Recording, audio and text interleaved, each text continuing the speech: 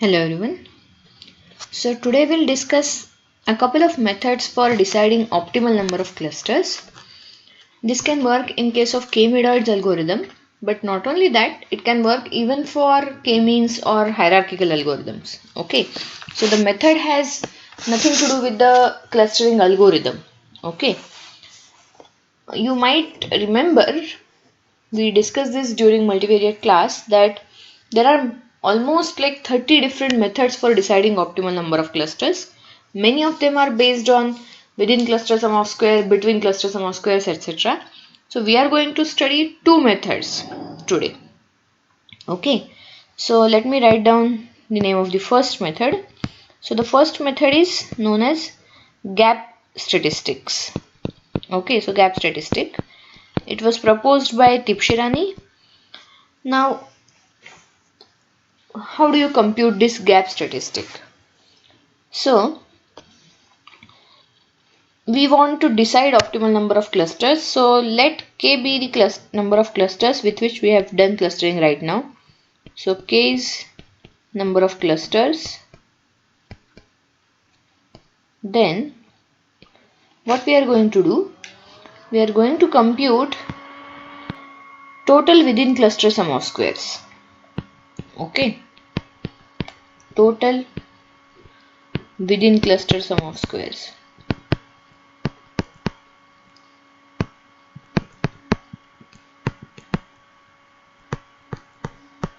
Now, if this is categorical data, then we can't compute sum of squares, right? For continuous data, we can compute sum of squares type of thing. But for categorical data, we can't compute that.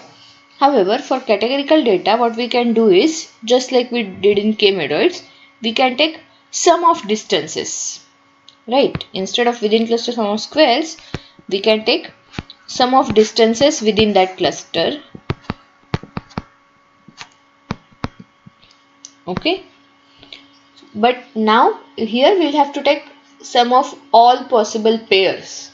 We can't just take from the medoid kind of thing. Okay, we'll have to take sum of all possible pairs, distances between all possible pairs. Okay, so total within cluster sum of squares for k clusters. So you compute for each cluster and then you add all of them together. This is omega k, and omega k star is defined as same quantity, similar quantity, but for data which has been generated from uniform distribution. Okay, so this is similar quantity for uniformly generated data. What do I mean by that? So if suppose I have bivariate data which is say roughly in the bivariate unit rectangle. So suppose all my data is confined to this rectangle, then from this rectangle I can uniformly generate points. So for these points I know that there are no clusters because I have generated them uniformly. So there are no clusters. Now even though I know that there are no clusters, I still carry out cluster analysis on this and get k clusters. Okay, and after getting those k clusters, I compute total within cluster sum of squares for those k clusters. Okay, star is like, it's something like we are testing it as an H0, which says that there are no clusters because everything is uniformly generated. So ideally there are no clusters. So if there are actual inherent clusters present in the data, in that situation, distance between Wk and Wk star should be very high because within cluster sum of squares should be comparatively low if the clusters are natural. Okay, hence the gap statistic is defined as, first you define Gk for k clusters. Gk is defined as mod of log of omega k minus log of omega k star. Okay, Gk is defined as mod of log of omega k minus log of omega k star. We compute this for every k. So 2 clusters, 3 clusters, 4 clusters and so on. And then we take optimal k as that value of k for which this is maximized, because if for that k this is maximized, then it means that clustering with those many groups does make sense, because it is actually drastically reducing the within cluster sum of squares, which is error sum of squares. Okay, so optimal k is defined as argmax over k of gk. Okay, so we have to find that k at which gk is maximized. So argmax, I hope you are aware of this term argmax. Argmax gives you the argument where this quantity is maximized. So we will get value of k for which gk is maximum. Okay. Now one crucial question remains: how do you get wk star? How do you get omega k is fine, but how do you get omega k star? So this omega k star can be obtained via simulations. So you can do say 500 or 1000 simulations, and you can compute gap statistic. So simulations are of course from uniform, and then every time you compute gap statistic and then average over all these simulations gives you final value of omega k star. Okay, so average over these simulations is final value of omega k star. So this is how gap statistic is defined. You might have realized now why the name gap, because it is trying to check gap between these two. In fact, it is plotted via graph also many a times.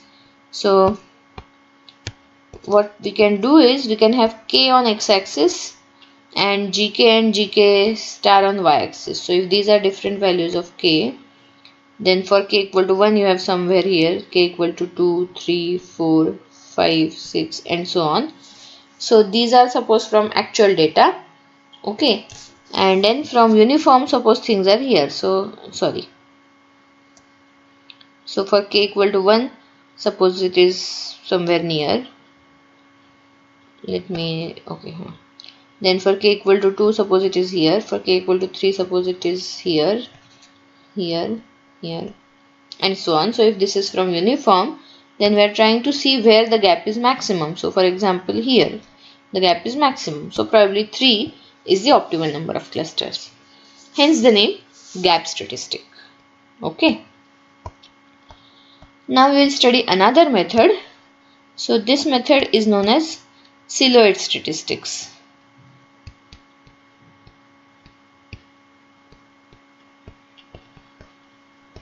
So what do we do here? Let me denote all ith observation by OI. So OI is say ith observation, and let AI be average distance of OI from the other observation in its own clusters. From the other observations in its own cluster.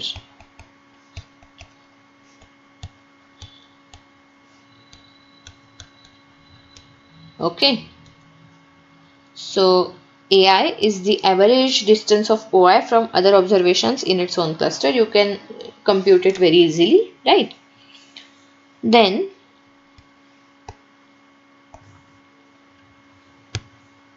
we compute distance of OI from each cluster also. So we compute distance of OI Cj. What is this? This is average distance of OI from all the elements in jth cluster. From all the elements in jth cluster. Okay, are you getting what we are trying to do here? So we compute distance between OI Cj as average distance of OI from all the elements in jth cluster, and we do this for every cluster. And finally we define Bi as minimum of distance between OI and Cj. This minimum is taken over J, and we have to take minimum only over those J's, means only over those clusters in which ith observation is not there. So OI does not belong to Cj. So Bi is minimum of distances from all the remaining clusters. Okay, and we are taking smallest among them. Okay, so now silhouette statistic for ith observation is defined as Bi minus Ai upon maximum of Ai comma Bi. Okay, Bi minus Ai upon maximum of Ai comma Bi. Now the denominator maximum of Ai comma Bi is just for scaling purpose, so we can ignore it for the time being. So what does Si tell me? If Si is greater than 0, it means Bi is greater than Ai. It means that even if I consider the nearest cluster and its own cluster, so the distance from the nearest cluster is higher than its own cluster. So it would mean that OI is in the right cluster. Okay. So if this is negative, if this quantity is negative, it means that one of the other clusters is closest to OI than its own cluster. In that case, we will have to conclude that Ai is in wrong cluster. Okay. So if Si is less than 0, then OI is in wrong cluster, incorrect cluster.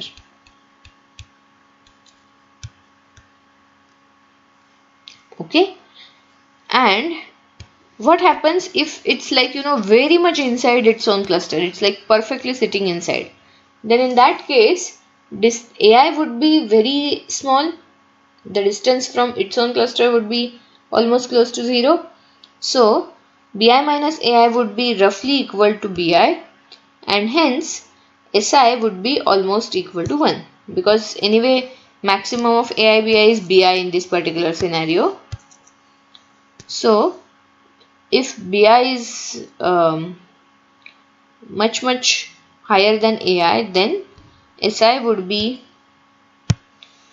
approximately equal to 1, and that would mean that ith observation is very correctly and comfortably sitting in its own cluster.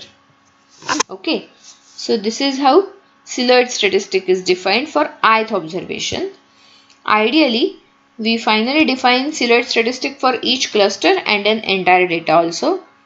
So average over all silhouette indices gives me final silhouette statistic. So S is defined as 1 upon n sum over Si.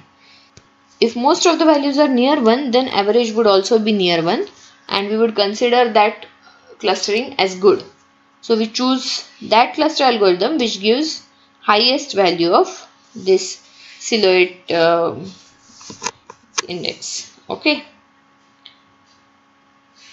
So average CI, average silhouette index, should be high for clustering algorithm to be good.